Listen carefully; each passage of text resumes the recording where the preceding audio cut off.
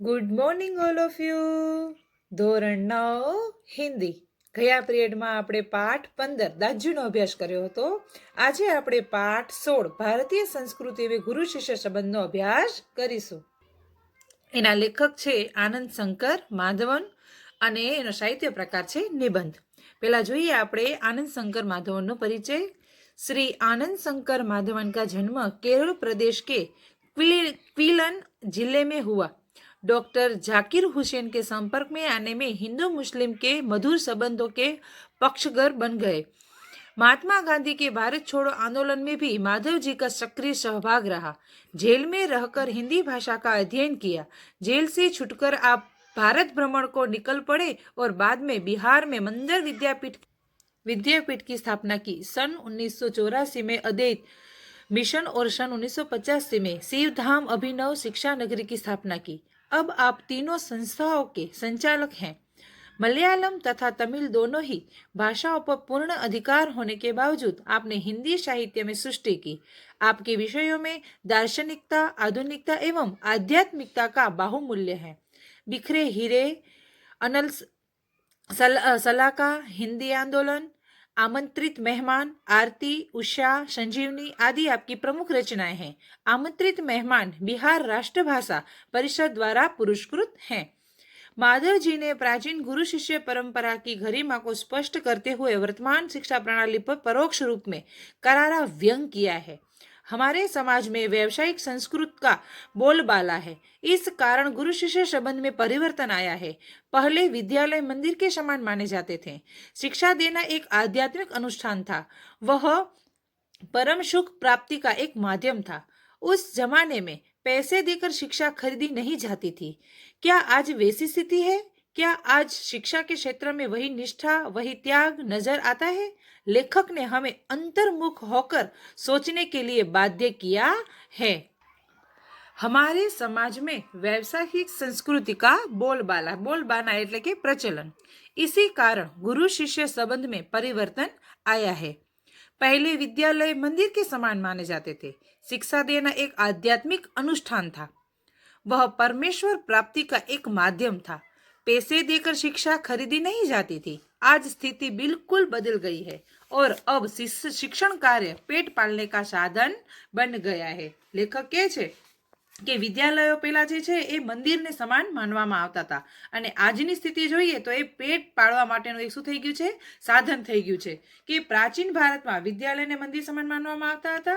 શિક્ષણ જે છે આપણું એક આધ્યાત્મિક અનુષ્ઠાન સમાન હતું કે છોકરાઓને કે વિદ્યાર્થીઓને જે વિદ્યાર્થી હતા એને એમ એકદમ સારી રીતે શિક્ષા આપવી. ભલે અત્યારે સારી રીતે જ આપે છે છતાં પણ કહે છે કે એ પેટ પાળવાનું એક સાધન થઈ ગયું છે.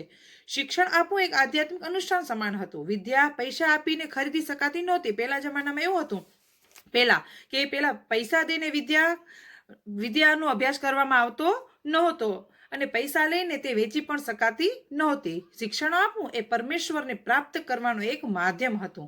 શિષ્ય પુત્ર કરતા પણ વધારે પ્રિય હતા. પેલા જો ગુરુકુલ હતા કે છોકરાઓ જે વિદ્યાર્થીઓ જે હોય ભણતા અને છોકરાઓ જે ગુરુ હોય એને એમ કહેશે કે પરમેશ્વર પ્રાપ્તિનું એક માધ્યમ માનવામાં આવતું હતું અને એ પૈસા દઈને ખરીદી મતલબ કે ભણાવવામાં આવતું નહોતું. ને આજે જે છે શિક્ષણ કાર્ય પૈસા દ્વારા જ ચાલે છે એટલે એને પેટ પાળવાનું એક સાધન તરીકે કહેવામાં આવે છે.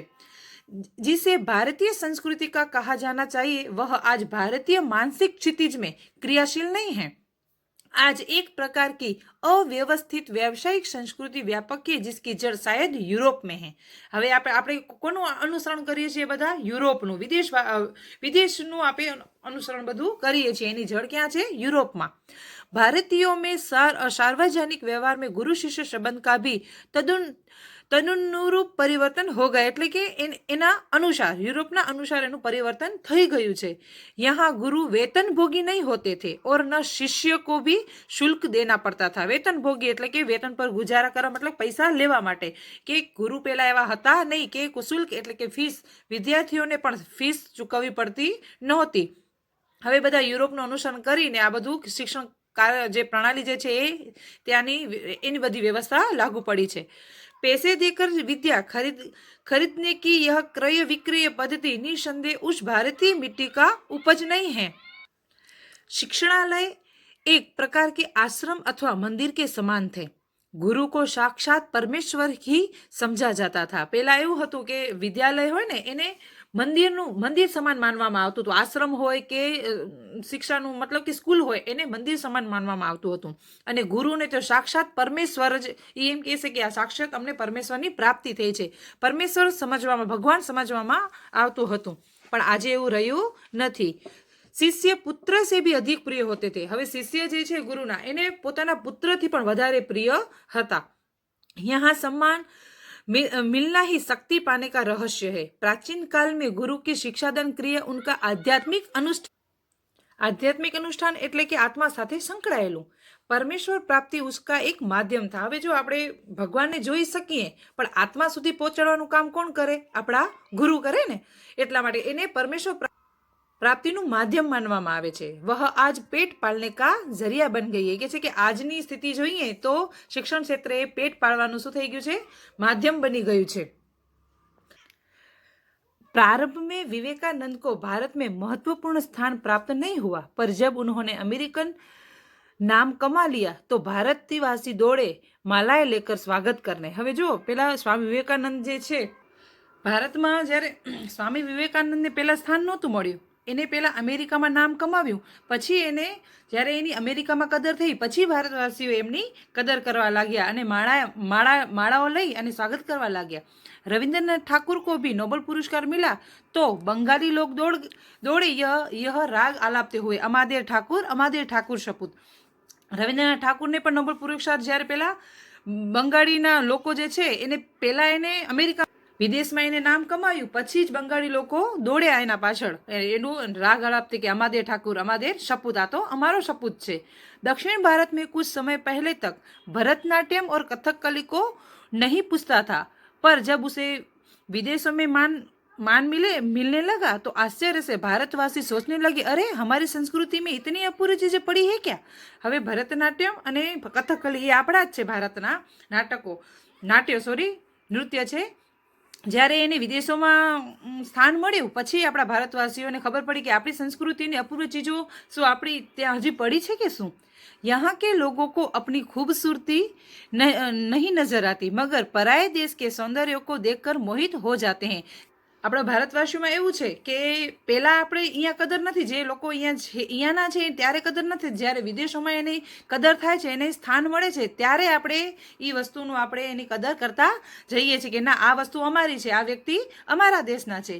जिस देश में ज्ञान पाने के लिए मैक्स मुलर જે છે એ જર્મનીના વિદ્વાન છે।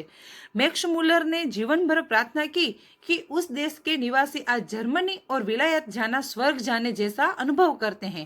ऐसे लोगों को प्राचीन गुरु शिष्य संबंध की महिमा सुनाना गद्दे को घणी सिखाने जैसा व्यर्थ प्रयास ही हो सकता है। मतलब કહેવાનો તાત્પર્ય એવો છે કે તમે આપણા દેશના વ્યક્તિઓ છે તો પહેલા આપણે જેની કદર કરીએ ને તેમની જ્યારે વિદેશોમાં કદર થાય છે પછી આપણા ભારતવાસીઓ આપણી બધાની મતલબ કે જે મોટા મોટા મહાન વ્યક્તિઓ છે એની બધા કદર કરે છે। एक बार सुप्रसिद्ध भारतीय पहलवान गामा मुंबई आए। उन्होंने विश्व के सारे पहलवानों को कुश्ती में चैलेंज दिया। अखबारों में यह समाचार प्रकाशित होते ही पारसी पत्रकार ने उत्सुकतावश उसके निकट पहुंचकर उनसे पूछा, साहब विश्व के किसी भी पहलवान से लड़ने के लिए आप तैयार हैं? तो आप अपने अमुक शिष्य से ही लड़कर विजय प्राप्त करके दिखाओ। હવે પત્રકાર ગામા જે છે પહેલવાન પાસે આવે છે। સુપ્રસિદ્ધ પહેલવાન ગામાએ મુંબઈ આવીને દુનિયાના બધા પહેલવાનોને પોતાની સાથે કુસ્તીમાં જીતવાનો પડકાર કર્યો। એક પત્રકારે ગામાને કહ્યું, દુનિયાના પહેલવાનોને પડકાર આપતા પહેલા તમે તમારા અમુક શિષ્ય સાથે મુકાબલો કરીને જીતી બતાવો। પહેલવાન ગામા જે છે એને કહે છે એવી રીતે। गामा आजकल के शिक्षा क्रम में नहीं थे, इसीलिए उन्हें इन शब्दों ने हैरान कर दिया। आंखें फाड़कर उस पत्रकार का चेहरा ताकते ही रह गए। बाद में धीरे से कहा, भाई साहब मैं हिंदुस्तानी हूँ, हमारा अपना एक निजी रहन सहन है, शायद इससे आप परिचित नहीं हैं जिस लड़के का आपने नाम लिया है। ગામાએ પત્રકારને ઉત્તર આપ્યો. હવે પત્રકાર જે ગામો છે, પહેલવાન જે પત્રકાર જે છે એને કહે છે, તમે જેની વાત કરી રહ્યા છો એ મારો પ્રિય શિષ્ય છે. તે મને મારા પુત્ર કરતાં પણ પ્રિય છે. તેના અને મારામાં કશો ફરક નથી. એમ જે છે એને મુકાબલો કરીને જીતવાનું કહ્યું ને ત્યારે એને એમ કીધું, वह मेरे पसीने की कमाई मेरा खून है और मेरे बेटे से भी अधिक प्यार है. इसमें और मुझ में फर्क ही कुछ नहीं है. मैं लड़ा या वह लड़ा, दोनों बराबर ही होगा. हमारी इस परंपरा को आप समझने की चेष्टा कीजिए. चेष्टा એટલે प्रयत्न.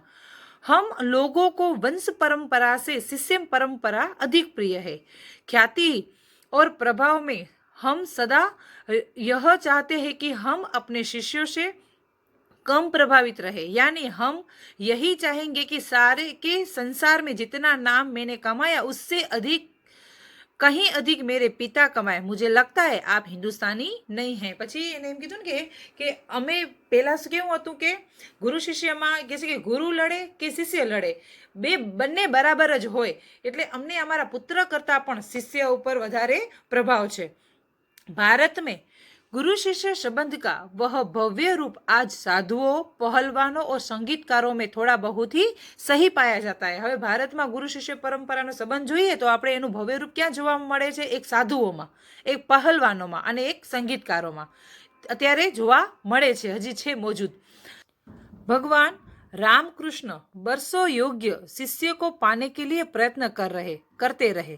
उनके जैसे व्यक्ति को भी उत्तम शिष्य के लिए रो रो कर प्रार्थना करनी पड़ी थी. उसे समझा जा सकता है कि एक गुरु के लिए उत्तम शिष्य कितना महंगा और महत्वपूर्ण है. रामकृष्ण परमहंस जे छे रामकृष्ण परमहंस जे छे એને કેટલા યોગ્ય શિક્ષક મતલબ યોગ્ય શિષ્ય લેવા માટેના પ્રયત્નો બહુ જ કર્યા. એના ગુરુ, એના શિષ્ય કોણ? તો વિવેકાનંદ. અને એના વિવેકાનંદના ગુરુ છે રામકૃષ્ણ પરમહંસ. એને રોઈ રોઈને પ્રાર્થના કરી પછી એને સ્વામી વિવેકાનંદ મળ્યા. इसे એટલે કે છે કે પોતાના પુત્ર કરતાં પણ આજે ગુરુ શિષ્યને વધારે મહત્વ આપવામાં આવે છે. संतान प्राप्ति वर्ग उन्हें दुख नहीं देता, पर बगैर शिष्य के रहने के लिए वे एकदम तैयार नहीं होते. એ કહે છે કે સંતાન સુખ પ્રાપ્તિ ન થાય તો વાંધો નહીં, પણ એ દુઃખ નથી આપતું ને એટલું કહે છે કે શિષ્ય વગર રહેવું વધારે દુઃખ જેવું લાગે છે.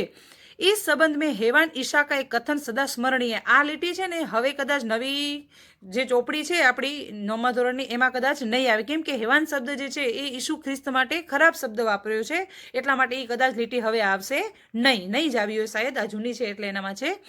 उन्होंने कहा था, मेरे अनुयायी लोग मुझसे कहीं अधिक महान है और उनकी जुतियां होने की योग्य भी मुझ में नहीं है. હવે આ ઈસુ ખ્રિસ્ત જે છે એને પોતાના અનુયાયીઓ કરતાં પોતાના કરતાં પણ વધારે મહત્વ આપ્યું છે. એના માટે એને કીધું છે, यही बात गांधी जी बनने की क्षमता जिसमें है उन्हें गांधी जी अच्छे लगते हैं और वे ही उनके पीछे चलते भी हैं. विवेकानंद सिर्फ उन्हें पसंद आएंगे जिसमें विवेकानंद बनने की अद्भुत शक्ति निहित है. એટલે કે હવે ગાંધીજી બનવાની હોય કે એના ગુણ લેવા હોય એ કોને ગમે કે આપણામાં એટલી ક્ષમતા હોય તો જ આપણે ગાંધીજી ગમતા હોય, અથવા તો વિવેકાનંદમાં આપણે પસંદ શા માટે હોય કે આપણે એના ગુણ ગમતા હોય એટલા માટે આપણે એના એ બધું પસંદ હોય. कविता में मर्मिक એટલે કે मार्मिक और रासायनिक रस से भरपूर स्वयं कवि ने अधिक महान होते हैं. संगीत के पागल सुनने वाले ही स्वयं संगीतकार से अधिक संगीत का रसास्वाद करते हैं.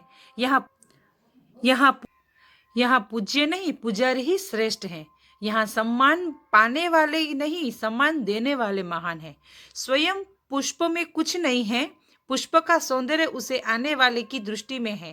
दुनिया में कुछ नहीं है, जो कुछ भी है हमारी चाह में है, हमारी दृष्टि में है. यह अद्भुत भारतीय व्याख्यान अजीब सी लग सकती है, पर हमारे पूर्वज सदा इसी पथ के यात्री रहे हैं. કહેવા એમ માગે છે કે જો સંગીત સાંભળવા વાળા હોય એને વધારે સંગીતનું જ્ઞાન હોય, એને વધારે સંગીત ગમે, બરાબર. અને અહીંયા કને પૂજ્ય નહીં, પૂજારી, અહીંયા કને પૂજા મહત્વની નથી, પણ કોને મહત્વમાં અપાય છે? પૂજારીને મહત્વ અપાય છે. પણ અહીંયા કને સન્માન લેવાવાળાને નહીં, પણ સન્માન દેવાવાળાને મહત્વ અપાય છે. અહીંયા કને પુષ્પ નહીં, પણ પુષ્પનું જે સૌંદર્યની દ્રષ્ટિએ જે જોવે છે એને મહત્વ આપવામાં આવે છે. ભલે અહીંયાની આપણી ભારતની વ્યાખ્યા જ અજીબ છે, પણ કેવી છે? પૂર્વજ એટલે પહેલાના જે કહી ગયા એ જ પથ ઉપર બધા ચાલે છે. ઉત્તમ ગુરુ મેં જાતિ ભાવના ભી નહીં રહેતી. હવે જુઓ અહીંયા કને ગુરુ જે છે એ કેવા હોય? ઉત્તમ ગુરુ હોય એમાં જાતિ ભાવના होती नहीं, जाति भातीना कोई भेदभाव होता नहीं.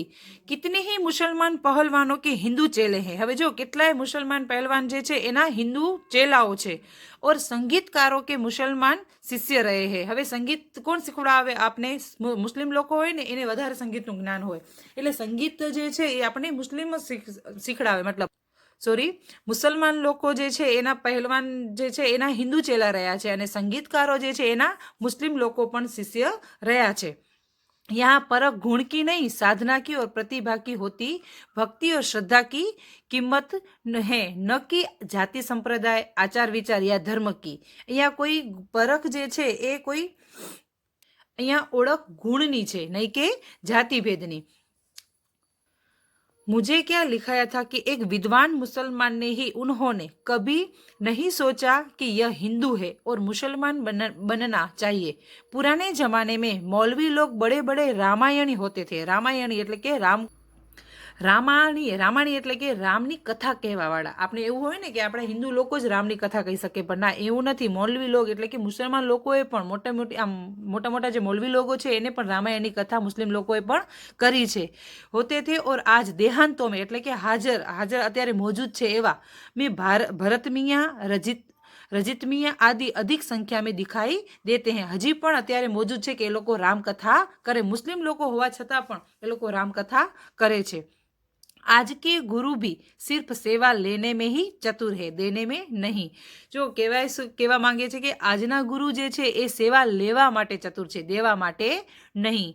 उपनिषदों में आचार्यों ने कहा सेवा देने की चीज है, लेने की नहीं. કે છે કે ઉપનિષદોમાં આચાર્યોએ કીધું છે કે સેવા જે છે એ સેવા દેવા માટેની ચીજ છે, કોઈ લેવા માટેની ચીજ નથી. मतलब કે સેવા કરવા માટેની ચીજ છે, કોઈ લેવા માટેની નથી. सेवा लेने के अधिकारी बच्चे, रोगी, असहाय और वृद्ध बच्चों को परमेश्वर का ही मूर्त स्वरूप समझा. હવે કે છે કે સેવા અધિકારી, સેવા લેવા માટે અધિકારી કોણ છે? કે નાના બાળકો હોય, કે રોગી હોય, કે અસહાય, જેને કોઈ સહારો નથી, એ કે વૃદ્ધ લોકો હોય, એને આપણે સેવા આપી શકીએ, કે એની સેવા આપણે કરી શકીએ. सेवा रूपी पूजा से उनकी शक्ति को प्रज्वलित करने की क्षमता और वो सहृदयता रखने वाले ज्ञानी और तपस्वी पुरोहित आजकल के गुरु नहीं रह गए.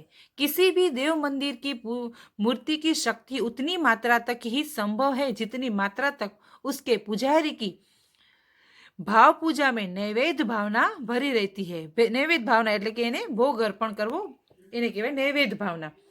હવે ઘણા ખરા ગુરુઓ જે છે એ સેવા લેવામાં પોતાની ચતુરાઈ સમજે છે.